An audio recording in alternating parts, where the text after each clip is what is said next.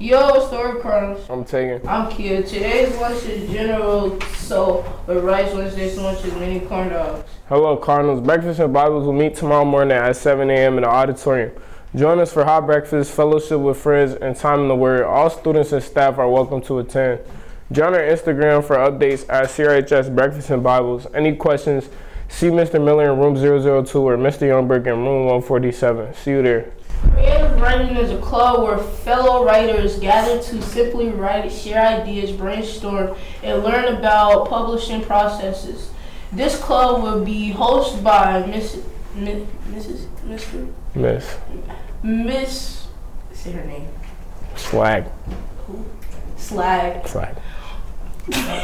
And already self-published author. On her next project, here is a Google form that students can fill out if they are interested by November 22nd.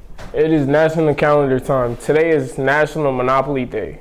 We here at the Red Zone love a game of Monopoly, and we encourage you to play it on this very special day. Party planners, prepare. It's time to plan your perfect prom. Interested in joining the 2025 Cool Rapids High School prom committee? Fill out this prom committee interest form to get your name on the list. C/email. I don't know her name. Miss Callahan in the finance office with questions or concerns. Ain't nobody tell you. Attention students, second trimester student parking permits are on sale through December 20th. Purchases can be made online from the 11th of November to the 20th through December 2024. Permits can also be purchased at the finance window Monday through Friday before and after school. Remember, if you purchase your permit online, stop by the finance window to pick up your permit for display in your vehicle. Please note, all students who do not purchase a full year parking permit must purchase a second trimester permit to park at the school. There is no free student parking. We want to give a huge congratulations to Mr. Mackelberg, my bad, for winning this Doing Jokes season. It was neck to neck for the entire trimester, but he managed to pull through. We actually got something to give him. Alright, we're here with Mr. Keeney, and I just want to say thank you so much for being on the Red Zone. Happy to do it. It was great. We tallied up all the votes, and it was very close, within 5. Wonderful. But unfortunately, you did not win. Very That's sorry. okay. But still, Mackelberg's a great, funny teacher, so I don't mind taking second to him. well, we still have a gift for you. Here's some Laffy Taffy for making people laugh. Oh, thank you so much. Alright. Thank you for all you do at the Red Zone. Alright, sweet. Alright, we are here with Mr. Mackelberg, and we have a very important message for you. So we tallied up all the votes, and it was really close, within 5 votes. Yes. But it turns out you won. So we have a couple gifts for you. Okay. First is some Starburst. Oh, thank you. Because you're a star. Oh, nice. Thank you. And second is a #1 trophy. Oh, very nice. I'd like to thank Mr. Keeney. Can I thank Mr. Keeney? Of course. He's a great competitor. Very good jokes, Mr. Keeney. I laughed at almost all of them. Alright, well thank you so much for coming on the Red Zone. It's been a joy. Thank you. Starting off the day with the bang, we are welcoming Mr. Lindahl to the Red Zone in 2 parts. We will run the first half of the interview today and the second half tomorrow. Let's get right into it. Alright, let's start with a simple question. Where did you go to high school? I went to Fridley High School. Okay. Yeah, Tiger. Gotcha. What year did you graduate? High school? Yes. 2000. 2000. 2000. Wow. Yeah, I feel old when I say that. Now, standing in a room like this with high schoolers, I never felt old, but now I feel old. Gotcha. What activities did you participate in? A lot of different activities. From a sports perspective, football and basketball were the 2 sports that I mainly played, but I always loved playing anything that was going on that had some sort of competition. I wanted a part of. So you were really like everywhere. Everywhere. Yep. Kind of the same as now. What's your biggest memory from high school? I mean, I have so many. I think the connections, I'm still great friends with so many people that I went to high school with. And I think, in life, like the community aspect of just still having so many of those people still as close friends is amazing. That's great. Is there anyone who impacted you while in high school? So many teachers and coaches. It's actually why I went to college to be a teacher. Is I just had some people that made a massive impact in my life at a time when I really needed it, and I really believe in mentorship and just things happen at the right time, and I think my life wouldn't be where I am today if I didn't have those teachers and coaches at that particular time. Great. If you were in high school now, what would you do differently? Well, I think the easy answer is pay attention more, right? So when you're that age, you think you know everything. No one's going to tell you any different. You start to get a little bit of an attitude. You become closed-minded to things. But as you get older, you start to realize that there was a lot of wisdom that was being transferred your way that maybe you weren't receptive to. And so I think just being a little bit more open-minded and a little more coachable. All right, good. So listen. That's it. Listen. Did you go to college, and if so, where? Yes, I went to Minnesota State University, Mankato. I think there's a couple different ways. Mankato University, Mankato State, Minnesota State now with some of the hockey recognition that they've had on the Division I team. But yeah, so I went to college. I graduated with 2 degrees, and then I student taught at Pinewood Elementary in Eagan and Eagan High School. And then I always had a passion for helping people and teaching. I chose a little bit of a different route than going into the classroom, but each and every day I'm still educated and I love it and I have a passion for it. What were those 2 degrees? Education, so I have a health and a physical education degree. Yep. Interesting. What did you like about college? So much. I think the people, the experiences, and really, I think the special part about college for me is that you really get the opportunity to sort of live on your own and learn and take on that responsibility. Sometimes you took some of the things growing up for granted and you found out, you got your feet held to the fire of the adult decisions. But so many amazing things happened throughout my college career that really set me up for success in the future. That's great. What do you do now? What do I do now? So I do a lot of different things. Today I happen to be here with you doing this interview. But I give back a lot to the community. I speak a lot. I do a lot of videos. I'm an entrepreneur. I have a lot of different companies. I consult a lot of different people. I coach a lot of people. I have conversations with a lot of different clients, customers, a lot of different things. Really, at the end of the day, everything that I just described there and so much more is still teaching. So it's interesting how, oftentimes people say, hey, well, I went to college, I got degrees, and then later in life, I really wasn't doing what I went to school for.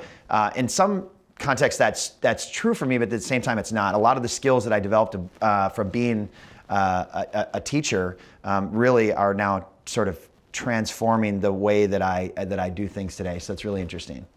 Cool. What's the hardest part of being a business owner? Well, there's so many things that are challenging. Each and every single day, there's so much adversity that I face. There are more speed bumps and more headwinds than I care to admit. But I think the key to success in any sort of business is continuing to move forward even when things get challenging. And I think in today's society, in our world, you see so many different people that when they face any sort of tough times, they give up, they quit, like they don't want to move forward. And for me, coming from very little opportunity and really having to push hard to get to where I am today, anytime that there's a challenge, it excites me because I know when you have learning opportunities that on the other side of that is growth. All right. What is your greatest professional accomplishment?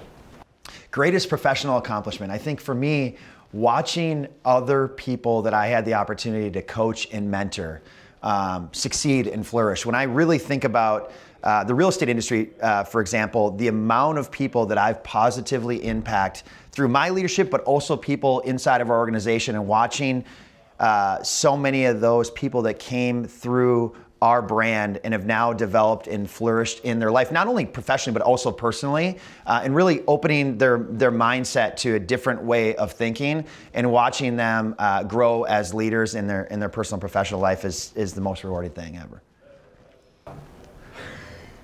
What are some of the biggest obstacles that you've had to deal with in your professional career? Yeah, there's so many different obstacles that I face each and every day. I mean, there are, anytime you put yourself out there as much as we have and the brand that we've created, there is some resistance to putting yourself everywhere. I think that as a society, there is a certain percentage of people that want to strike you down, that want to see you fail, that don't want to see you succeed. And then there's a massive amount of people that want to see you win, right? I think, being locally born from here, from the area, there are a lot of people that are cheering for a really locally grown company.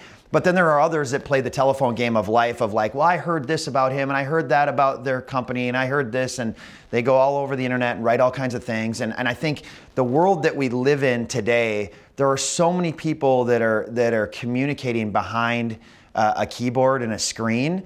And I think, oftentimes what I would tell you is that what I've learned is that very rarely will someone ever come up to you or reach out and have a constructive conversation. It's mostly done behind a keyboard and a monitor. But I think that's the opportunity in life right now to go back to the way things used to be done with communication and having those direct and open conversations. Because if I fall short in life, I want someone to tell me that, right? I want that communication. I want someone to say, hey, you know what? You're really not, living up to your potential, or you're not delivering on what you said you were gonna do. It's like, so anything that I can do to push forward. But this, as a society, when you put yourself out there, there's just so much negativity on the internet, right? The comment section, the blogs, the social media, all these other areas. And I think it's sad in a lot of ways. And when I first started, there were so many times where I probably could have quit because of the feedback that I was getting. Well, I heard this, I heard that, but I started realizing is that all of that commentary and all that feedback, which a lot of people say is like from the cheap seats of arenas, is really more about their life than it is about my life, right? Because if you are going to go online anonymously and write poorly about someone else that you've never met, that you've heard 25 layers in the telephone game, that says more about you and your character than it does about the person that's striving to be the best that they can be. And so I think that the minute that I started to understand that, when people had certain things to say, it was more about them than it was about me, my life got a lot better, and I became a better leader. I became more open in my willingness to put us out there more, to create a bigger brand, to differentiate ourselves in the industries that we're in. Everything got better because of it. You gotta rise above that. That's it. What advice would you give to current students interested in pursuing a career in your field? Yeah, so I think the most important thing when you're looking to discover any sort of field, or in the exploratory phases of different careers, which obviously they change from time to time, right? You may think you're interested in this, and 6 months, 12 months later, that may change. Is find someone that is doing it well, right? And so measuring, and I guess that the way that you think about well, I would ask that question too. Just because someone says they're successful doesn't mean that they are. And I oftentimes love to connect and follow people that lead through actions more than words, right? So a lot of times the people that say they're doing very well, I found in life, aren't.